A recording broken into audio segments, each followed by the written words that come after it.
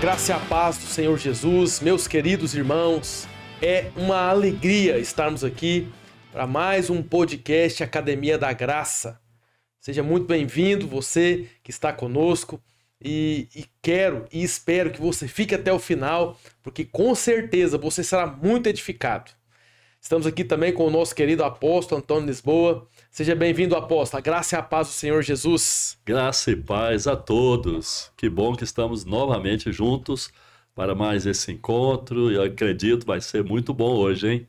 Estamos aqui para repartir muitas coisas, conhecimentos, aquilo que Deus tem nos transmitido, nos ensinado. Nós vamos passar nesse tempo precioso que temos com vocês, tá? Com certeza serão dias de muita alegria, será uma noite, um dia de muita alegria, onde nós seremos totalmente aqui edificados. Você que está aí na sua casa, eu quero pedir para você que ainda não é inscrito no canal, se inscreva, curta, compartilhe, comente, abençoe pessoas também que querem ser edificadas com a palavra de Deus. E hoje nós vamos tratar um assunto aqui de muita importância, né, apóstolo? Com certeza. Vamos começar então? Vamos lá. Vamos lá para a primeira pergunta, é a seguinte. Apóstolo, por que o livro de Apocalipse é pouco lido e estudado pela maioria dos cristãos da atualidade? Olha, primeiro porque tem uma ação maligna, né? O inimigo procura tirar as pessoas, né, do foco, né? E não quer que as pessoas conheçam a história da sua derrocada final. O diabo sabe, né, que pouco tempo lhe resta. E ele conhece, né, as Escrituras. E ele, evidentemente, ele resiste, né, à palavra de Deus, resiste a Deus. Ele, de certa forma, ele ainda duvida que vai perder, né, esse grande conflito, essa grande batalha. Mas ele já perdeu, na verdade, né? Lá na cruz ele já foi derrotado. E aí o livro de Apocalipse revela a derrocada do inimigo, né? O seu julgamento e prisão, e ele não quer que as pessoas conheçam, né, a história, e não quer que saibam, né, do seu final. E por outro lado, muitos crentes relapsos que ainda vivem debaixo de acusação, eles não conhecem a graça, não conhecem a obra da cruz na sua profundidade, e imaginam que o livro de Apocalipse, se lido, né, se eles lerem o Apocalipse, se eles ficarem meditando no Apocalipse, vão ficar mais acusados, porque o Apocalipse fala, né, de juízo, fala de flagelos, né, fala de muitos acontecimentos que vão impactar as nações e que vão incidir, né, sobre pessoas rebeldes. É certo que tudo que está no Apocalipse, né, em relação a juízo, diz respeito às nações, às pessoas que se esquecem de Deus, que não têm compromisso com Deus, que vivem no mundo, né, de pecados, ainda não estão redimidas, né? Nós cristãos não temos que temer nada. Mas tem gente que teme, porque vive uma vida relapsa, relaxada espiritualmente, e aí pensa, não posso ficar lendo Apocalipse, senão eu vou ficar me sentindo mal, né? E também vemos que muitos, por achar o livro difícil, né, de entender, preferem deixar de lado e não se preocupam de estar estudando, lendo o livro, né? E muitos pensam, Apocalipse é um livro de metáforas, de muitos símbolos, e só os eruditos, os entendidos das Escrituras, os que são teólogos, é que podem, de fato, estudar o livro. Mas não é verdade.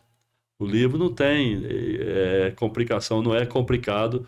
Se você ler com atenção, vai ver que existem, né, sim, alguns símbolos, mas na maior parte do conteúdo são revelações claras, né, dos acontecimentos finais, né? Apocalipse é a conclusão da história, né, porque a Bíblia é um livro fantástico, né? Nós temos o início de tudo lá em Gênesis, né? Gênesis é o livro dos princípios. Sim. Ali nós ficamos cientes, né, de como tudo foi criado, como tudo começou, né, a família, o mundo, a sociedade, como os povos foram se afastando de Deus, né, depois do pecado, vemos que os descendentes de Adão, de fato, degeneraram, ou seja, receberam, né, a semente do pecado, e isso foi passando de pai para filho, né, e as gerações foram se afastando mais e mais de Deus,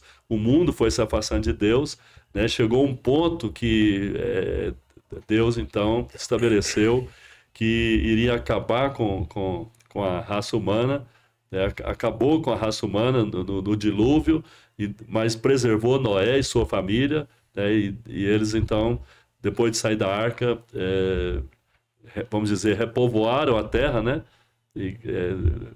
Noé foi um segundo Adão, né, na história, e então a terra foi repovoada. E aí o mundo foi seguindo seu curso, mas chegou o tempo da plenitude dos tempos, e Deus então mandou Jesus. Jesus veio, né, pagou o preço pela nossa redenção, derramou seu sangue para a nossa redenção, e a cruz estabeleceu então um divisor de águas, né? Deus agora está dando tempo para a humanidade, né, se voltar para Ele. É um tempo de tolerância, é um tempo de graça, né? Deus está chamando as pessoas para a salvação já foi dada na cruz, né? As pessoas precisam tão somente crer, se apossar e receber, né, e desfrutar da salvação e da vida eterna. Mas muita gente ainda está no pecado, no mundo, na ignorância, nas trevas.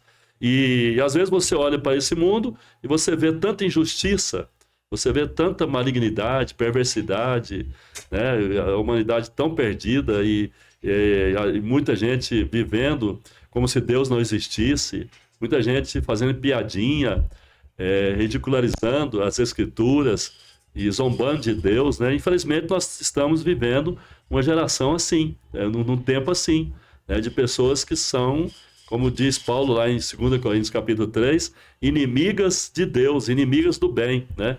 E então algumas pessoas pensam, será que não tem limite para tudo isso? Será que não vai ter julgamento dessas coisas? A verdade é que Deus já julgou a humanidade. Deus já julgou, já sentenciou, já condenou a humanidade em Jesus e absolveu também a humanidade em Jesus. Mas a humanidade que não se volta para a obra da cruz, que não se arrepende, né, não muda a mentalidade sobre Deus, não se volta para Ele, para essa nova vida em Cristo, essa humanidade continua perdida, continua em trevas e continua debaixo de sentenças, né, do pecado, e haverá sim juízo. E Apocalipse então mostra esse tempo de juízo, esse tempo de julgamento, né, que virá sobre os descrentes, né? Não é que essa é a vontade perfeita de Deus, mas como a humanidade corrompida vai continuar se afastando de Deus, vai continuar se opondo a Deus, então ele vai ter que colocar em prática tudo que está previsto no livro de Apocalipse. Então, por essas razões, esses motivos, muitos não leem o Apocalipse, né? E alguns pela própria ignorância de viver no pecado, né? E até pensam que a Bíblia é um livro mitológico e não dão valor ao que a Bíblia fala. Porém, se você ler o Apocalipse de maneira calma, você vai ver que tudo está relatado ali, né? A conclusão de tudo, o destino final de Satanás, dos demônios, né? da igreja, o advento, a volta de Jesus, a segunda volta dele para reinar, né, na terra, e depois vem o reino eterno, né? Antes tem o reino milenar, né? Temos o reino milenar de Cristo, e aí depois teremos um breve tempo, né, onde o diabo será solto, né, porque ele ficará preso por 1000 anos, mas no final desse período do reino milenar ele será solto, e aí vai ajuntar as nações da terra no fim do milênio para se voltar contra Deus, e aí vai ter uma rebelião, mas a Bíblia fala que não haverá tempo, né, de haver um confronto direto. Aí, com o sopro da sua boca, o Senhor vai desfazer toda a rebelião e haverá então a prisão definitiva do inimigo, né, do diabo, que já será lançado no lago de fogo com os demônios, e as nações, depois de julgadas, né, no grande juízo final do grande trono branco, as nações também serão lançadas no lago de fogo, né? E antes disso o anticristo e o falso profeta também já estarão lançados no lago de fogo. Apóstolo, mas como que a gente pode interpretar acertadamente o livro de Apocalipse? Então, como interpretar o Apocalipse? Nós encontramos, entre aqueles que se propuseram a interpretar o Apocalipse, 4 tipos de escolas, né? Temos aqueles que adotaram um posicionamento preterista. Então, é uma forma de interpretar o Apocalipse como histórias que já aconteceram, tudo aquilo ali já é passado, aconteceu lá na época do Império Romano, né? Aconteceu. Muitos dizem que o general Tito foi o anticristo. Outros dizem não, foi Nero. Nero foi o anticristo, aquele que pôs fogo, né, em Roma, aquele que matou tantos cristãos. Ele foi o anticristo. Outros dizem não, foi Domiciano, né, que foi um dos mais cruéis imperadores de Roma. O fato é que os preteristas dizem não, tudo já aconteceu ali naquele tempo, naquele contexto histórico da igreja primitiva, né? Os cristãos foram perseguidos e aconteceram todos os fatos que são descritos no Apocalipse naquele tempo e, portanto, já não tem mais nada para cumprir, né? Há outro grupo de pessoas que interpreta a Bíblia, ou melhor, interpreta o Apocalipse, né, como histórico apenas. Histórico, mas no seguinte sentido, que vem se cumprindo ao longo da história. O Apocalipse vem se cumprindo ao longo da história da igreja. Então, quem interpreta assim fala que está se cumprindo ao longo da história, né? E não vê assim o mundo como caminhando para o final e os acontecimentos finais ali descritos no Apocalipse se sucedendo no tempo do fim, né? E temos também um grupo, uma escola que interpreta o Apocalipse, né, com idealismo, da seguinte maneira: é uma interpretação idealista que vê no Apocalipse o conflito do bem e do mal.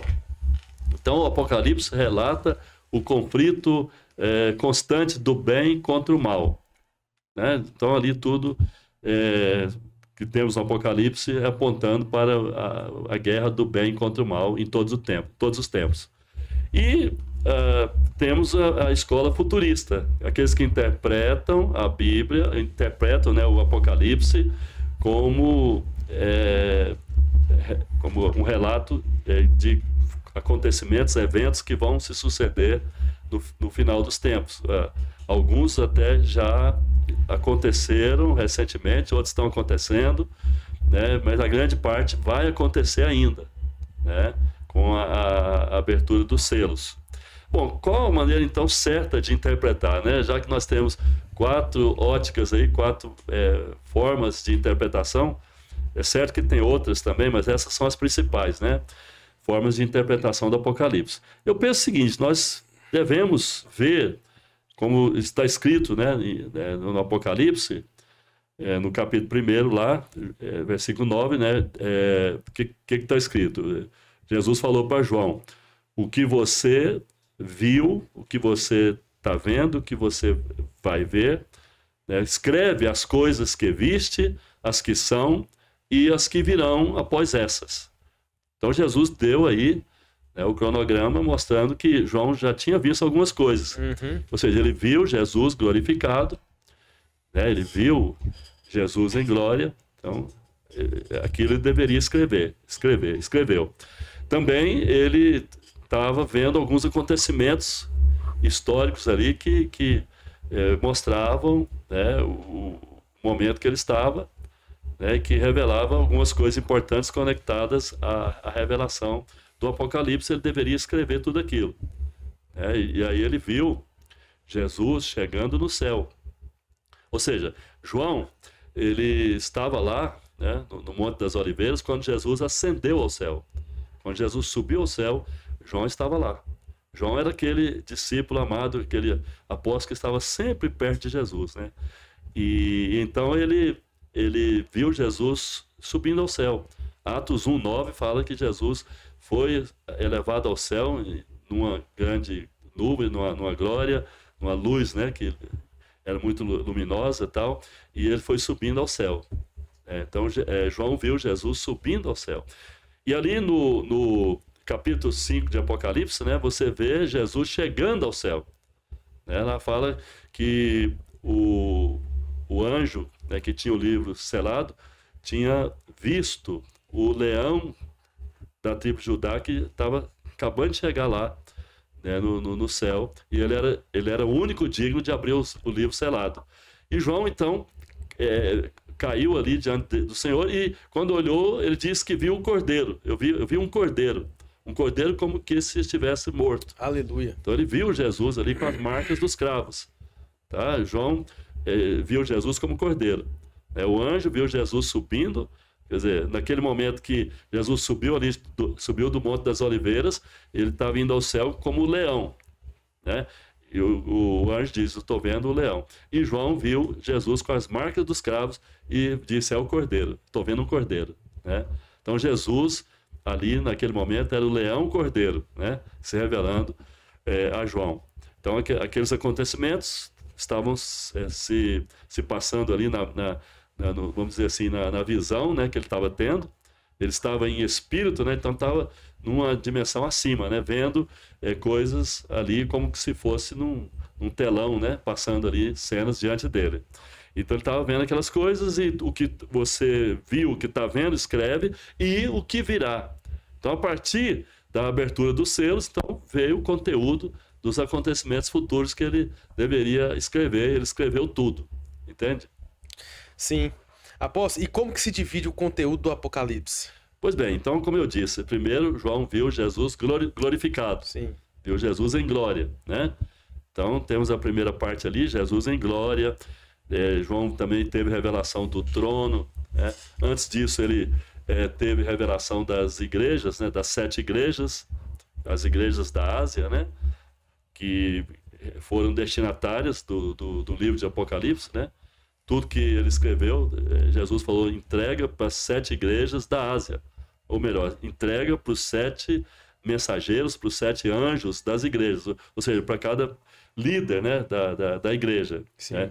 Então, aí ele escreveu e destinou, né, o Apocalipse para as 7 igrejas da Ásia. Então, podemos dividir o Apocalipse, né, em 3 partes. Né? Primeira parte ali, a visão de Jesus glorificado. Depois temos as 7 igrejas, né, do capítulo 2 e 3. Ali Jesus fala das 7 igrejas, revela, né, alguns aspectos do caráter de cada igreja. Né? Ele faz elogios também a algumas igrejas e censura outras. Pelo menos 5 igrejas, né, receberam censura do Senhor, palavras fortes, né, de repreensão. E 2 delas não receberam uma palavra de censura, né? A igreja de Esmirna, por exemplo, não recebeu nem censura, nem um elogio. Agora, a igreja de Filadélfia recebeu elogio e nenhuma censura. Então, aí nós temos as 7 igrejas, né, na segunda parte. E na terceira parte, a revelação dos 7 selos, né, do livro selado, a revelação do conteúdo, né, do livro selado, com a abertura dos 7 selos. Apóstolo, muitos acham difícil ler e principalmente compreender o Apocalipse, porque dizem que pensam que está cheio de símbolos, né, repleto de símbolos, e tem símbolos em demasia. O senhor concorda com essa afirmação que muitos têm por aí? Veja bem, eu vou até mostrar aqui alguns versículos, porque nós temos no livro de Apocalipse cerca de 60 símbolos. Mas, pelo menos a metade, o próprio livro de Apocalipse esclarece, revela. Né? Vamos ver alguns versículos do Apocalipse. Né? Por exemplo, no capítulo 1, versículo 20, fala assim: quanto ao mistério das 7 estrelas que viste na minha mão direita e aos 7 candeeiros de ouro, as 7 estrelas são os anjos. Olha a explicação: as 7 estrelas são os anjos das 7 igrejas. Né, os pastores, os líderes, né? E os 7 candeeiros são as 7 igrejas. Então está aí explicado, né? Tá bem explicado, estão bem explicados aí, né, os significados das 7 estrelas e dos 7 candeeiros. Vamos para outro versículo, no capítulo 4, versículo 5. Do trono saem relâmpagos, vozes e trovões, e diante do trono ardem 7 tochas de fogo, que são os 7 Espíritos de Deus. Então está explicando que as 7 tochas de fogo são os 7 Espíritos de Deus. Vamos seguindo. No capítulo 8, versículo 3 e 4, veio outro anjo, ficou de pé junto ao altar, com um incensário de ouro, e foi-lhe dado muito incenso para oferecê-los com as orações de todos os santos sobre o altar de ouro, que se acha diante do trono. E da mão do anjo subiu à presença de Deus a fumaça do incenso, com as orações dos santos. Olha só. Então, aquele incenso representava as orações dos santos. Está explicado. Vamos seguir. No capítulo 12, versículo 9. Foi expulso o grande dragão, a antiga serpente, que se chama Diabo e Satanás.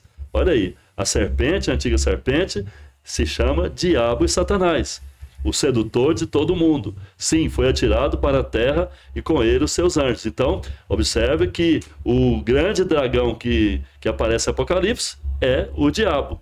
Está bem claro, né? Vamos seguindo. Apocalipse 16, 13. Então vi sair da boca do dragão, da boca da besta, da boca do falso profeta, 3 espíritos imundos, semelhantes a rãs. Olha só, então 3 espíritos semelhantes a rãs.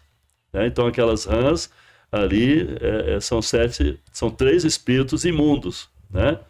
Vamos seguir. Apocalipse 17, 12. Os 10 chifres que viste são 10 reis.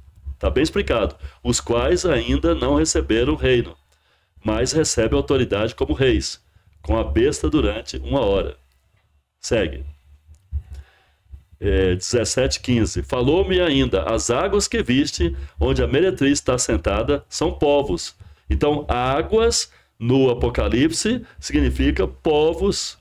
Quando fala povos, multidões, nações e línguas, está se referindo aos povos gentílicos, aos povos gentios, né? Então, quando fala que a besta, uma das bestas vai emergir das águas do mar, então ela vai emergir de onde? Das nações, conforme está explicado aí, que as águas representam as nações. Apocalipse 17, 18. A mulher que viste é a grande cidade que domina sobre os reis da terra. Então, a mulher que viste é a grande cidade que domina sobre os reis da terra. Está bem explicado. Apocalipse 19, 8. Pois lhe foi dado vestir-se de linho finíssimo, resplandecente e puro. Porque o linho finíssimo, olha só, o linho finíssimo são os atos de justiça dos santos. Então você vê, são vários símbolos explicados no próprio livro de Apocalipse. Agora, o que acontece com muita gente é que lê alguns tópicos ali, alguns trechos, alguns capítulos, fala, esse livro está cheio de simbologia demais, eu não vou ler não, né? E tem gente que fica imaginando coisas indevidas, né? Ao ler o Apocalipse, e esquecendo que cada símbolo tem um sentido de algo desse mundo, né, que vai acontecer. Então, precisamos procurar estudar com calma, né? Sempre estudar versículo por versículo, capítulo por capítulo, né? Dando atenção ao que está escrito, né? No capítulo 21, versículo 9 e 10, fala, então veio um dos 7 anjos, que tem as 7 taças, cheia dos últimos 7 flagelos, e falou comigo, dizendo, vem, mostrar-te-ei a noiva, a esposa do cordeiro. E me transportou em espírito até uma grande e elevada montanha, e me mostrou a cidade santa, Jerusalém, que descia do céu. Então a cidade santa é Jerusalém, que desce do céu da parte de Deus. Então, está explicado, né? Então, você observa que, né, vários dos símbolos ali são explicados no livro. É só ler e você vai constatar isso, entendeu? Então, não é difícil interpretar Apocalipse, né? Eu estava, semana passada, lendo Apocalipse e tendo uma visão, né, um entendimento de que tudo ali, né, é muito claro. É certo que algumas imagens, elas podem não ser exatamente, né, conforme João descreve, porque João estava lá no 1º século, num tempo ainda obscuro, né, não tinha tecnologia, não tinha nada, e ele não tinha o entendimento que nós temos hoje, e muitas coisas que ele viu do futuro, né, muitas coisas podem ter sido descritas do jeito dele, da forma dele ver, dele entender as coisas, né, e as coisas nesse mundo moderno, elas não vão ser exatamente como ele descreveu, mas serão, né, serão a comprovação, elas vão ser a realidade de tudo aquilo, né, ainda que de outra maneira, né, não seja exatamente como ele viu. Então, o Apocalipse é um livro muito claro, é só você ler. A maior parte do Apocalipse descreve coisas naturais, coisas literais. É tudo literal mesmo. Você não tem que forçar nada e levar para um lado de fantasia, não. Entendeu? É só você ler pausadamente, ler sempre conectando, né, um versículo a outro, ao cenário, ao que estava acontecendo, como Jesus falou para João, né? Coisas que você viu, coisas que você está vendo, coisas que você vai ver, vai saber que vai acontecer. Escreve tudo, né? As coisas que viste, as que são e as que vão ser depois dessa. Então, foi isso que João escreveu. É só ler e você vai entender sem dificuldade. Aleluia, apóstolo. E para finalizar aqui esse bloco, quais os principais objetivos do livro de Apocalipse?